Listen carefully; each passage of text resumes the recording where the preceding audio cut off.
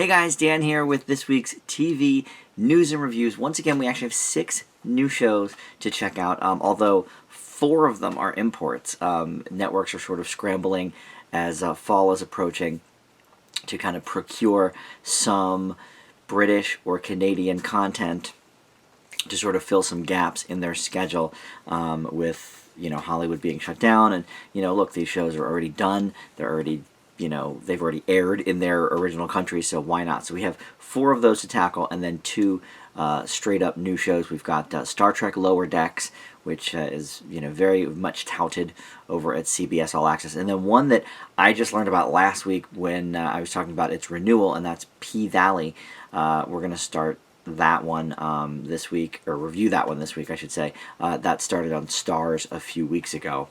I just sort of flew under my radar. So, but first we will talk about the renewals and cancellations. We have Tough as Nails on CBS being renewed. That was a show I reviewed a few weeks ago, a new reality competition show. So that will probably be back, assumingly next summer for CBS for a season 2. Also, Soulmates, which is going to be landing at, I believe it's AMC, and it doesn't even premiere until October 5th, but they've already renewed it for Season 2. It's supposed to be, I guess, some sort of anthology, but the general premise is it's a futuristic world, and people find their soulmates based on some algorithm or whatever, and they're kind of like assigned their soulmates. And I guess each of the episodes will tackle a different couple.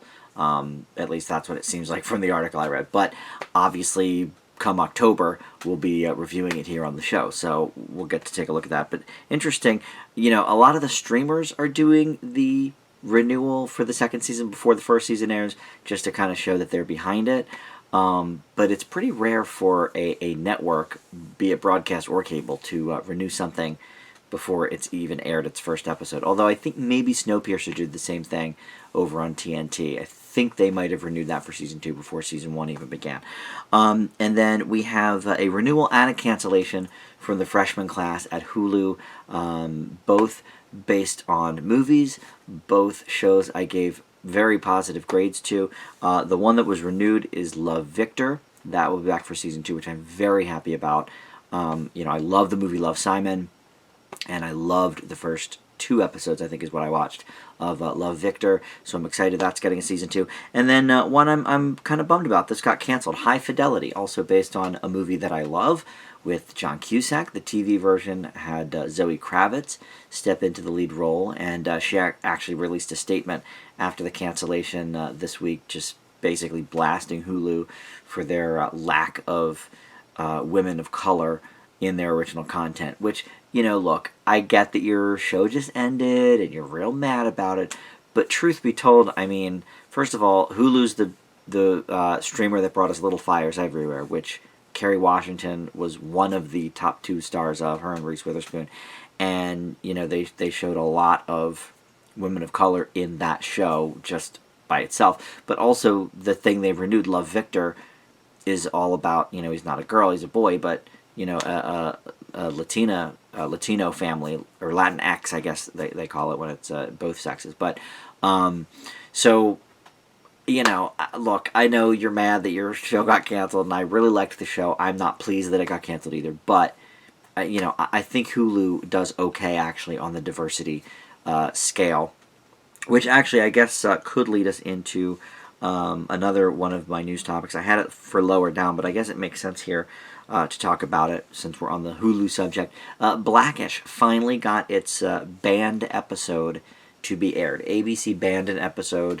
They didn't ban it, but they didn't run it from the series in 2019. The episode was called Please Baby Please, and essentially it is, there's a big storm and the baby is having trouble sleeping, so Dre decides to read it a bedtime story, and it's the Spike Lee book. They even got Spike Lee to do the narration, and I guess it's a real book that Spike and his wife wrote for children, but that devolves pretty, or maybe not devolves, but evolves pretty quickly into Dre sort of just making up his own story about the shady king who is Donald Trump, and there's even like a bunch of news footage about Donald Trump, and the whole episode is essentially about how things have gone downhill in the couple of years since Trump became president, and this and that and the other thing. And so I read a couple of articles about this episode because I wanted to get a clearer picture of it and why it was maybe banned by ABC in the first place. And I actually watched it because it is now available on Hulu. They put it up last week, so I watched it earlier tonight so I could talk about it here. I'm not going to give it a grade or anything, but it's funny. Like, Blackish has never shied away from political stuff, taking aim specifically at Donald Trump too. I mean, they do that all the time. So it's interesting to me that this particular episode got, ABC suits all riled up or whatever, what's his face? Andre Johnson is the character. I can't remember the darn guy's name. He's the host of To Tell the Truth, and Anthony Anderson. It's late, I apologize. But him and Kenya Barris are both, executive producers on the show. Kenya Barris created it and created Mixed-ish and Grownish and Black AF on Netflix. They both, in statements, said things like, well, we're not sure like what's going on because ABC, approved the script. They, financed the episode. And there's like a lot of music in the episode too. Sam Cooke, James Brown, the White Stripes. Like, there's a lot of music that was probably pretty expensive, and they shot it and all of this. And so Kenya Barris was on The Daily Show earlier late last week, talking about the episode premiering on Hulu, and he was just like, look, it's funny, there was a whole different slate of ABC people in charge 2 years ago, and so basically after they re-aired a couple of our more powerful episodes, they re-aired the Juneteenth episode and one of the other ones when the Black Lives Matter protests were happening. So Kenya Barris went back to ABC and said, look, I know you guys weren't here a couple of years ago, but would you consider, putting this episode out? He maybe was hoping it would air on television, but they were like, yes, we'll add it to the Hulu package for season 4 or season 5 or whatever it is. So, so it's listed there. That's how I watched it. And it's interesting. It's to be honest, it's kind of run-of-the-mill Blackish sort of stuff. I mean, yes, it maybe is more hard-hitting than usual. There were not a lot of jokes in it, really. I mean, they tried, but I didn't think they were hitting. But Barris did say that it's the most partisan episode they've ever done. Like, there's no clear cut. I mean, yes, Dre in the children's story is calling Donald Trump the shady king, but they're showing pictures of Trump. They're showing Colin Kaepernick kneeling. There's a subplot a little bit about kids at junior school wanting to kneel, and he's class president, so he doesn't know what to do. All of that kind of stuff. So it is interesting, and yes, I guess maybe is more partisan than a lot of Blackish, but Blackish has never been shy about their political lean, at all. So I don't know. I don't know if it was maybe the Colin Kaepernick thing that was a very hot button issue at the time, especially with the NFL. So I don't know. There's a lot of theories, but the couple articles I read and the interviews with Anthony Anderson and Kenya Barris, nobody seemed to have a concrete idea of why they specifically put that episode to bed, But anyway, you can see it now. It's called Please Baby Please. You can check it out on Hulu. So let's see. Lifetime is going to be the first of the 2 big Christmas movie networks to have an LGBTQ themed Christmas movie. I'm excited as someone can be without ever watching any of these. I don't really watch them. I don't care. Christmas movies to me are just a dime a dozen, which has proven the fact that they each, both Hallmark and Lifetime run dozens and dozens and dozens of them and produce many new ones every single year. But this one is going to be called The Christmas Setup, and it revolves around this business dude. I think he's in New York, and his mom wants to reacquaint him with his high school sweetheart, this dude in, wherever they are, down south or something. These movies are all the same, so you could probably fill in the blanks. But beating Hallmark movie channel to the punch will be Lifetime doing the first gay-themed Christmas movie, which I think is really cool. And especially because last year, if you remember, there was a little dust-up on Hallmark channel because they pulled an ad with a gay couple in it. I forget what it was even for, but the backlash was like very swift, and not Lifetime, Hallmark apologized and put it back on and all of this, but the damage was kind of done, and many in the gay community were like, oh man, forget these Hallmark movies now. Look, whatever. Like I said, I don't watch them, but I think it's very cool that at least one of them is doing an LGBTQ movie. And Betty White is supposed to be in one this year too. I don't know if they got to shoot that before Corona happened or not. God knows I love me some Betty White, so maybe we'll get to see that at some point.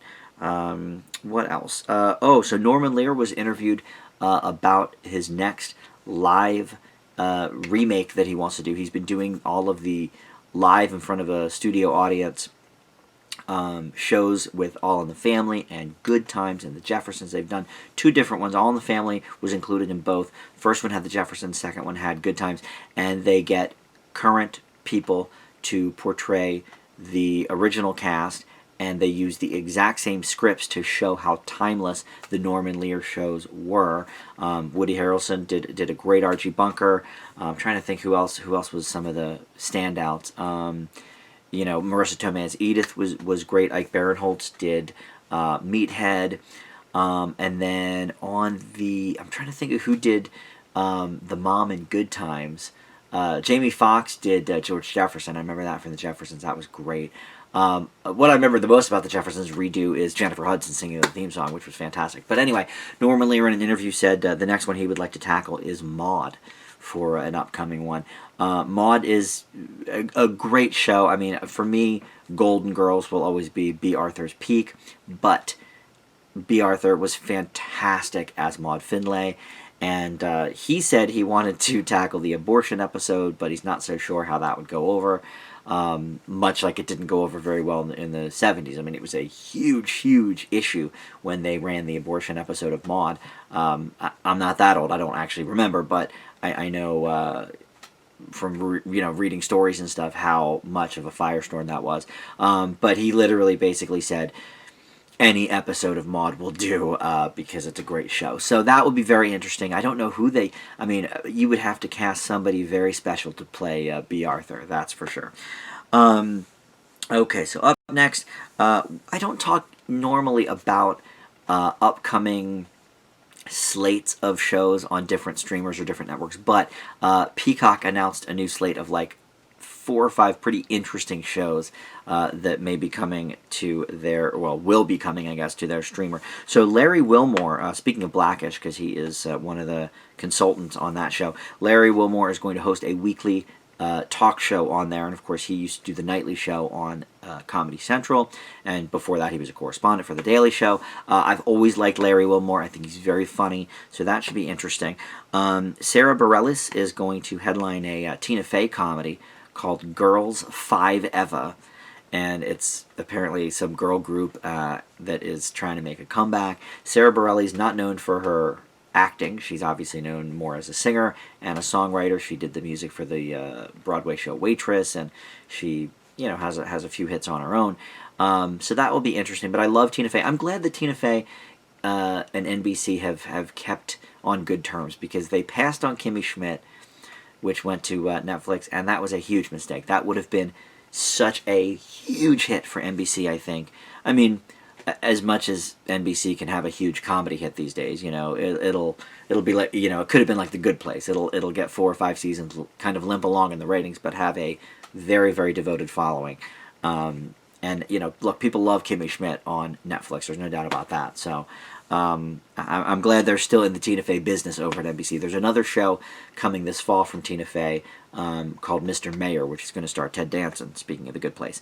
MacGruber is going to be an 8-episode show. That was, of course, a Saturday Night Live sketch back in the day with Will Forte. They made a movie about it, which was horrible, I thought. But it's become sort of a little bit of a cult hit. So they're going to go that route with a MacGruber TV show for 8 episodes.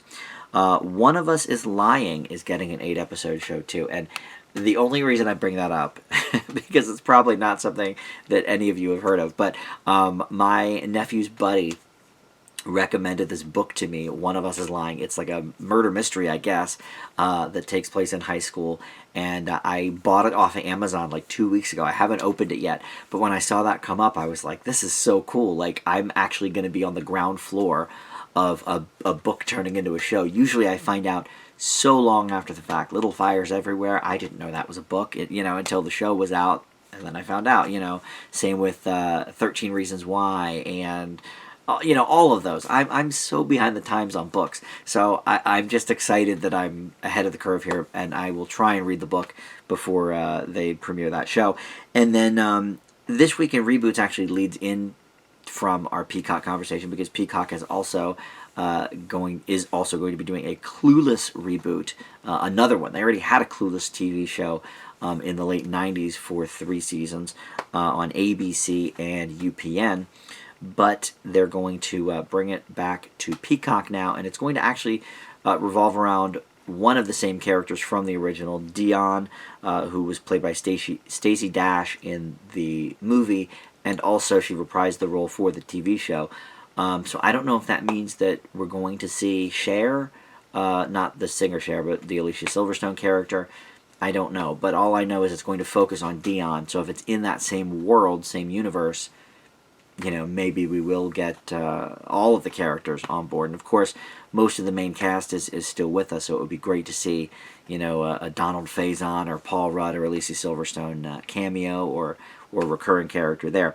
So that is one of this week's reboots. The other one, this is the biggie, you've probably heard about it. Bel-Air is going to be a new dramatic take on the Fresh Prince of Bel-Air. It's not going to be completely dramatic, but it's going to have a more dramatic lean to it than the original show. I guess this is all based on a YouTube video that an Uber fan made that's like 4.5 minutes long, that was put up a couple of years ago. It got on Will Smith's radar, and I guess he started talking with this dude that made the video, and they're going in sort of together on this joint venture to recreate the Fresh Prince of Bel-Air. I don't know how that's going to go. Of all the reboots that I've talked up recently, that one to me seems the most risky, because that show is so beloved, and if it's not going to be the original cast, and of course it's not, because Will Smith is certainly not going to do that, and also, unfortunately James Avery has passed, so I don't know how exactly they're going to do it, but obviously it's not going to be the same exact characters, or if it is, they're going to be played by all different people. So we'll see what happens with that. That's, in the early stages, but apparently it has been in the works for well over a year, and they're shopping it to different places. It doesn't have a home yet. They're shopping it to HBO Max, Peacock, NBC proper, which, that was the original home of Fresh Prince, so that might be interesting, but we'll see. We'll see what happens. All right, so let's move to the reviews. We have, like I said, up top, 6 reviews. Some of them I think will require more talking than others. The first 2 I think are big talkers. The first one up is from CBS All Access, Lower Decks, the new Star Trek animated show. And like CBS All Access does, these are just weekly. So there's only 2 up right now. There will be another one up in a couple of days. Looks like, let's see, if it's the 20th, so they go up on Thursdays for this show. And essentially it's from some of the people that brought us Rick and Morty and the new Hulu comedy Solar Opposites, which is also animated. It's Alex Kurtzman is the gentleman with sort of his foot in some of the Rick and Morty stuff, and he co-created Solar Opposites.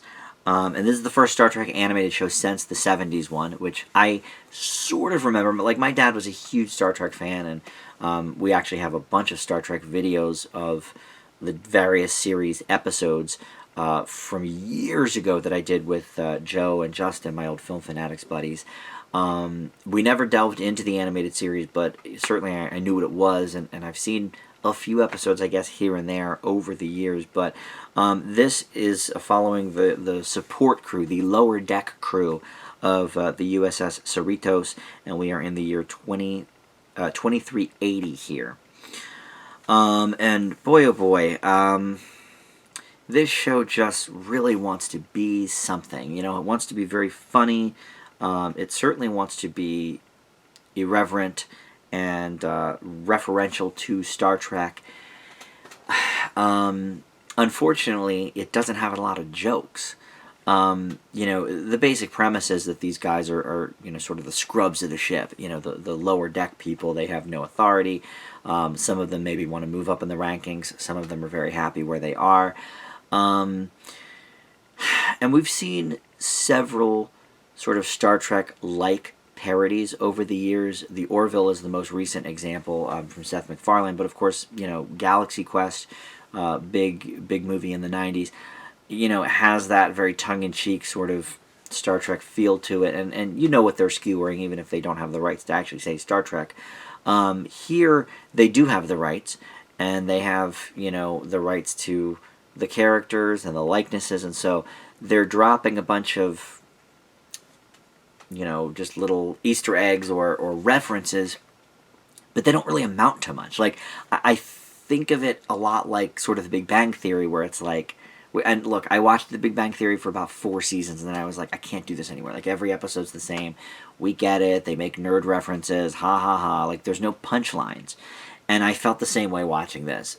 They make jokes at Star Trek's expense, kind of, and I guess the jokes are supposed to be the references, but they're really not. Like, I feel like they reference a few different things. Certainly, like the Ferengi they have in the one episode. I watched 2 episodes of this because both were up already, so I did watch the first 2. There's a Ferengi reference. There's a Deanna Troi reference.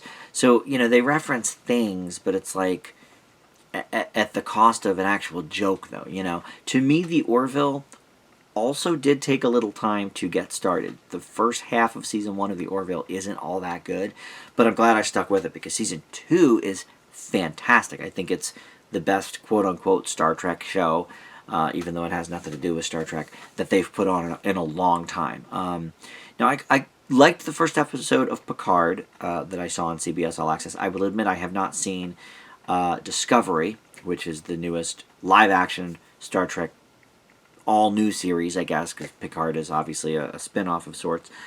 But the jokes just aren't here. There's, you know, some clever in references, but that's really all I can say. The voice acting is good, although the lead actor here really sounds like Andy Samberg. I don't know if he's doing an impression. I don't know if this is his voice.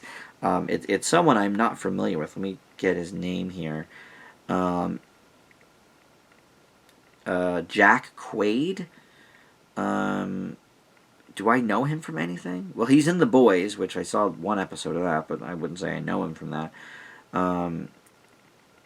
Alright, so he's had some very minor roles in some movies. He was in Logan Lucky. He did have a voice role in Smallfoot. But for the most part, he's a main one on The Boys. So, oh, and he plays Richie Rich on some show. Harvey Girls Forever. What is that? I do enjoy Richie Rich. Oh, it's a Netflix show that's been on a couple of years. Okay, well, I do like Richie Rich. I might have to check that out. Harvey Girls Forever. But anyway, he just sounds to me a lot like Andy Samberg, and it was a little distracting. Again, I don't know if that's what he was going for, or if that's just his voice.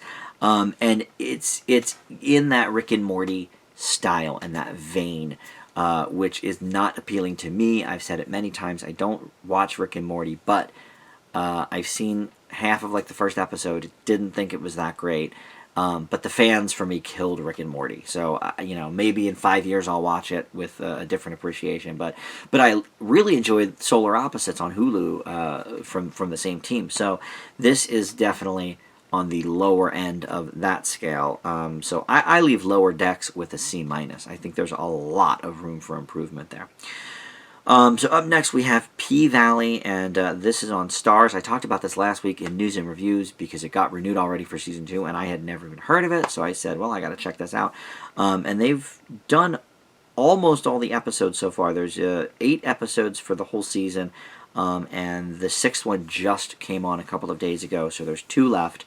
And we are following along the strip club called The Pink in this fake town in Mississippi, and it just basically is following their lives, and not just the lives of the strippers, but the bouncers, the employees of the place, and their families. It's also based on a play called P-Valley, but like the whole word, you know, the female body part. And, you know, same thing there. It sort of just followed the lives of these women. I'm not sure if the success of the movie Hustlers prompted Starz to reach out to Katori Hall, who created the play version, and said, like, hey, let's make a show out of this, or if it was already in the works. I don't know. It's hard to say. But the stars, let's tell you, it's nobody I've heard of. It's you know, brand new people. Brandy Evans plays sort of the lead, you know, stripper, I guess you could say. And Alarica Johnson, she plays one of the new strippers. She's sort of just getting her foot in the door as Mercedes is sort of on her way out. And I was really going into this. I was like, okay, premise-wise, I'm not sure. You know, we've seen a lot of these types of shows, I guess, especially on, you know, pay cable. But then I saw it had 100% on Rotten Tomatoes, so I thought, okay, well now maybe this is something here. It's definitely not worth 100%. That is very true, but mainly because of the acting and some of the direction. The acting is a bit over the top. Some of the leads actually are good, but it's the side characters, like specifically like Mercedes' mother is just having this canary about, you know, what she's doing, and or maybe it's not Mercedes, maybe it's one of the other girls, but she's a church going woman, and she's just so upset that her daughter's doing this, and the over the top acting is like, I mean, it's worse than soap opera acting. It's horrible. And the other thing that I found about this, and this speaks to it being from the play, is that a lot of it feels very stagey. A lot of it feels very like boxed in. Okay, you can see these people doing this exact scene on a stage. There's not a lot of movement going on. They're not doing the walk and talk, you know. It's just very stagey, and I'm not sure. I can't imagine it was meant to be that way. But here's the thing. I found the characters in this show extremely interesting and engaging. I think of all the new shows I've seen recently that sort of left me cold, I think it's got the most potential. I love these characters. I think, you know, look, Hustlers was a good movie, but it was about sort of, you know, screwing people over and taking advantage of the men that come to your club. This was something far different. This is really like the nitty-gritty. I mean, it's sort of got hints of Magic Mike, to be completely honest, because that was, I think, the same thing. A lot of people went into that thinking like, oh, just male stripper movie, and then it had a bunch of these emotional layers to it. I really found this to be engaging. The acting is over the top. The directing is very stagey, but these characters are great. I really am excited to see more of this show. And what's great is Mississippi, the Mississippi Delta. It is absolutely a character here. They've really taken the time to, you know, really place us in that world that we don't see a lot of. Outer Banks on Netflix is probably the last thing I can think of that really made us, you know, put me right into the place, even though I've never really been. You know, I mean, it's pretty easy to do it with New York or LA because we see so many shows that are sort of ingrained. But, you know, the Mississippi Delta, Outer Banks, that sort of stuff. We don't see a lot of that on the screen, at least not in a, I think realistic sort of setting. So I loved that about it too. So I think this show has a ton of potential. I'm going to grade it mainly. I mean, I only watched the pilot, so I can only grade it on the first episode, really. But I think there's a lot more potential here than the first episode hints at. They just need to clear out some of the bad aspects of it, and I think we could really have something here. So for now, I'm going to leave P-Valley with a B, but I think by the end of the season, that could definitely rise if they kind of get on board with some of these things, sprucing up the acting and the directing a little bit, because really great characters. So up next is Coroner. This is, okay, so now we get into the procured programming.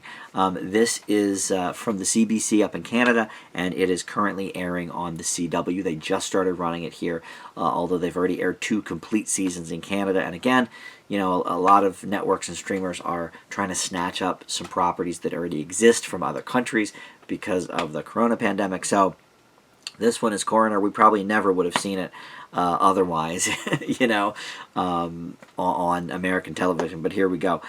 So we have Jenny Cooper as the lead character, the coroner, as you will. She is recently widowed, and she investigates suspicious deaths, and she is a coroner, which I don't know. To me, the whole thing is a little odd from her job description, because to me, coroners just look at the body and say, okay, well, here's what I think. But she actually is going and investigating some of these things. I don't know if that's normal in Canada. I don't think it is in America, but whatever. That's where we're at. Serinda Swan plays Jenny. And this is an interesting one. Not in the same way as P-Valley. It's not bad, and she's actually great in the role. I don't recognize this woman, but I think maybe she was on one of the Chicago shows, like Chicago Fire, Chicago Med. I think she was on one of those. But a couple of issues I have with this. First of all, look, we're in this era of woke television. Everybody wants to be woke. Everybody wants to be politically correct and all that. Dude, this show takes it to a whole new level. Anybody that is a white man on this show is either incompetent or an a-hole. Like, there's no in between. There's no nuance. It's just like, as soon as you see a white man, you're like, well, he sucks. And so, and all the women are, really smart and competent and doing it. And, especially, women of color. She's white, the lead, but, there's people surrounding her that are of color, and they're brilliant and all of this. And look, it's fine, but it just seems very, very pandering. And I don't think we really need that. I think we can be diverse in all aspects, like people can be incompetent whether they're black, white, or whatever. So I don't usually get too high up on, oh, well, this show just wants to be so woke and da da da da. But this is so in your face about it, so obvious.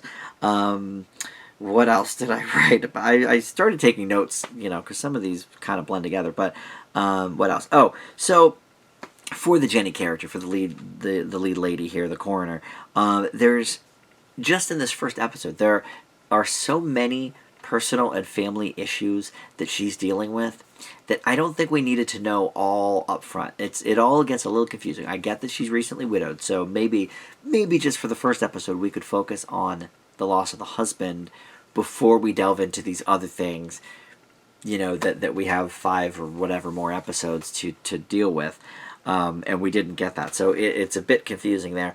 But she does give us a good performance, so I can't grade it too harshly, but I found it to be very, very run-of-the-mill, and I don't understand the whole coroner going out and doing detective work thing. That confuses me. So I leave Coroner with a C. C for Coroner.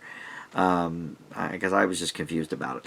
Alright, so up next is Hitmen. This was originally on Sky not the BBC. Sky is its own network, but in the UK. And now it's on Peacock.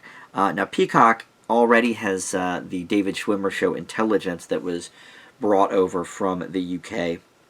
And I did not grade that very highly, so let's see how Hitmen does. So we have Fran and Jamie as the two lead characters. They are best friends for life, I guess, and business partners, and they are hitmen. They're hit women, really, but called hitmen, and they just sort of found themselves stumbled into this contract killing career, and they're played by Sue Perkins and Mel Jedroik. I'm not sure, but this is a famous comedy team. Sue and Mel have been doing stuff in England for like 25 years. They originally were writing for French and Saunders back in the mid-90s, and you may recognize them because they were judges, I guess, or I think judges, not hosts, on the Great British Bake Off, one of those British baking shows. I don't watch those baking shows. I hear they're really fun. I never got into it, but so if you watch the Great British Bake Off, you may know these people already, Sue and Mel, but they are very funny. I really enjoyed this show a lot. It's much better than Intelligence on Peacock, the other UK import, like I said. These guys, you could tell, have been friends for a long, long time, both on the show and just in real life. They have this chemistry that just is, razor sharp. It reminds me a lot of there's two gals who they sometimes do separate stuff, but Jessica St. Clair and Lennon Parham, they had a couple of different TV shows. The most recent one was Playing House on USA, and that lasted 3 years. But they're lifelong friends and writing partners and all this, and you can just tell the back and forth, the chemistry is so present. So I watched 2 episodes of this because it is only a half hour. And actually, Cyan Clifford, who I recently saw in the miniseries Quiz, and she plays the sister in Fleabag, she was the guest star in episode 2, so I was very happy to see her. Look, I'm not going to say every joke lands. As with a lot of this type of show, like you could lump it in with Brooklyn Nine-Nine. Like it's the kind of show where there's people doing a job, and they're okay at the job, but they also are kind of terrible at the job, and it's sort of that kind of vibe. Like sometimes they just happen to stumble across something that that makes them look like they did something right, and it's sort of that aspect of it that reminds me of Brooklyn Nine-Nine. But I wouldn't say all the jokes necessarily land, but the chemistry is definitely there with these two gals. I found this show to be very funny, and just the premise, because they're clearly inept at what they're doing. Like at one point, they have to bring, in the first episode, they have to bring the hostage to, this birthday this birthday gathering because it's one of their birthdays, and so they don't. So they stop at this warehouse and have their own little private birthday party. And so they're playing charades and everything, and he wants to guess. And they're like, well, you can't guess. We gotta, keep our identities, whatever, hidden from you. And so the one feels bad for him, so she cuts eye holes in the sack. They're inept, but in a funny way. It reminds me a lot of those like Get Smart and that sort of thing. I liked this show. I don't think it hit all the time, but I really enjoyed the 2 episodes I saw. So I leave Hitmen with a B+. All right, so we got to move through these last 2. I try to keep these under 45 minutes, so let's do it. We Hunt Together. Well, this one, there is a lot to talk about, I feel like. But this was originally from the UK, and it is now on Showtime. They're, looking for some things to get their time between some of their major shows, and so they've gotten this one from the UK. I think it's on BBC in the UK. I'm not sure. But anyway, it involves basically 2 different sets of couples. One is a new police partnership, which is played by, let's see here, Babu, these names, I apologize, Babu Cisse, and then Eve Miles plays Lola Franks, and they are, new partners and just kind of at odds with each other because she's this very private person and he's trying to get to know her a little bit, and that's sort of falling on deaf ears. And they're going after these sort of, Bonnie and Clyde people. Baba, who is played by Deepo Ola, he is a former child soldier, so obviously he's got a lot of baggage on his own. And then he's there with his gal Freddie, played by Hermione Corfield. Part of my problem with the show is all these names are not the gender I think they should be in my head. Like Freddie to me is a boy, but here it's a girl. So this show, I think, has potential, or maybe had potential. I'm not sure if they've squandered it all or not. But there is so much going on here while still being very, very generic. I think the whole sort of cat and mouse thing they have going on is interesting. I don't necessarily care about any of the characters, though. Like, I will say the opening scene was very intense. There's a murder right away, and, we see who's doing it. So unlike a lot of the, I don't know, CSI shows or whatever, where it's like half the show is trying to figure out who did it, here we know right up front, who these people are. I would like to maybe delve in more, and obviously over 6 episodes we will. But I really don't want to dive in more with the detectives, although I really like the lead guy. I think he's got a great charisma. He actually reminds me a little bit of Chidi in The Good Place, to bring that up yet again. But the female character is very poorly written. She's very snappish with no real structure or reason. And then every time he asks her about it, she's like, piss off. But as the viewer, I just didn't care. I'm like, all right, cool. Well, she sucks, and she's got her reasons. But if she's not going to tell this dude the reasons, and he's got to, like, pry it out of her, I don't know that I really care that much. So, look, she's got a chip on her shoulder for some reason or another. Who knows? I found the whole thing rather generic. But I will say, like, this sometimes happens. I mean, the episode was like 46 minutes or whatever, and it flew by. I certainly wasn't bored with it, but that's partially because there's almost too much going on. So I don't know. This show, I just don't know what to make of it. I'm leaving We Hunt Together with a C+. So finally we have Maxxx, and this is Maxxx with 3 X's, and that was from the UK as well. But now it is available on Hulu, and of course, in true Hulu fashion, you can watch all of them if you want. I think there's 6 episodes total. And so this is about a former boy bander named Maxxx, and he's become a laughingstock in the music world, in the tabloid industry. He adopted a kid when he was in this boy band, so now this kid is still with him, living with him, hanging with him, but he's older now, so he can actually go to the clubs with him and stuff, which opens up a whole new world there with Maxxx. But let's see, who plays Maxxx? I will tell you. Alan Assad? No, that's who plays the kid. O.T. Fajbenley? I have no idea how to pronounce that. I apologize. And he hasn't really been in much. Oh, he was in The Handmaid's Tale, which again I didn't see. God, I talk about The Handmaid's Tale enough, though. I watch so many things with people from Handmaid's Tale. I guess I should watch it. But anyway, so he plays Maxxx, and there's also this gal who wants to represent him, who doesn't she's just trying to get her foot in the door in the music industry. She's played by Pippa Bennett Warner.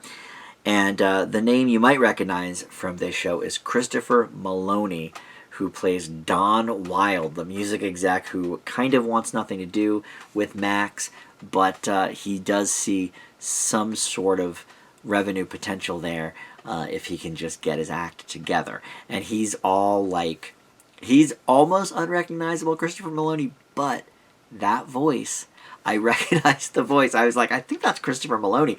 But even thinking that, I couldn't really quite see it in the disguise. But I saw it in the credits, and so the second episode I watched out a little clearer for it, knowing for sure it was him.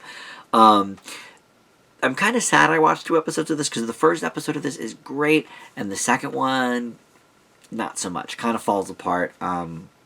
It delves into some very like dark territory. I don't want to give too much away because we don't do spoilers, but it just, I'll just say that because it's from the UK and now it's on Hulu, you can get away with a lot, and so they do a lot of things.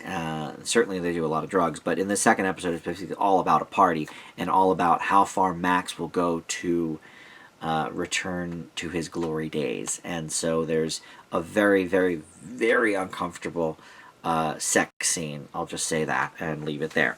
But one thing I love about this show is right within the opening scene of the first episode, it establishes the premise and the character immediately. He's backstage at a club trying to psych himself up, and we meet his son. We see that he is a has-been. Like, we see everything in that first 2 minutes that sets up the whole show. I gotta give it credit for that. Now, granted, it's not a super hard concept to grasp, but I appreciate that they didn't drag it out. They gave it to us right up front. I love the theme song. It's a really fun theme song. What else?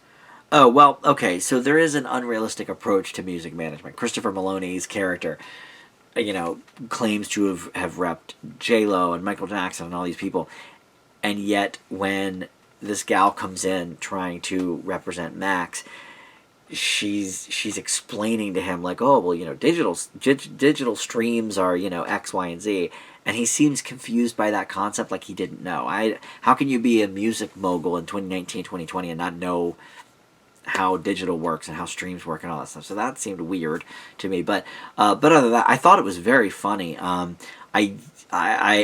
probably should have stopped at the first episode though, because I think based on that alone, I would have given it like a B+, maybe even an A-. It was very funny. But of the 6 episodes, the 2 I saw, one was great, one was very so-so. I don't even know if I laughed that much in the second one, let alone the uncomfortability factor. So I'm going to leave Maxxx with, I'm going to leave it with the benefit of the doubt and leave it with a B.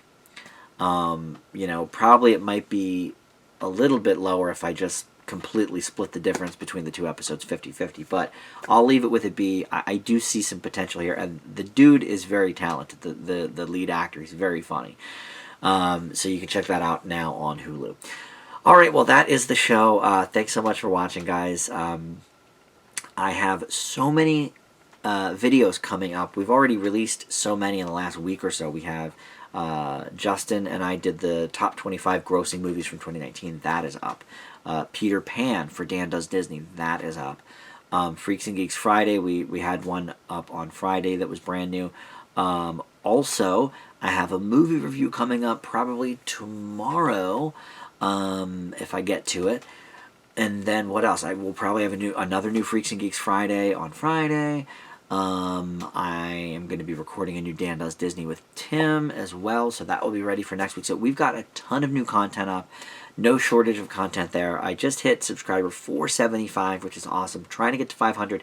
So if you haven't subscribed yet, please do so. I would love to have you aboard. And please comment. I love hearing from you guys, even if it's negative about me or my channel or my opinions. Even if you're like, you're an idiot. That's cool. Let me know. I don't mind being an idiot. It's my opinion. If you don't agree, that's your opinion. Cool.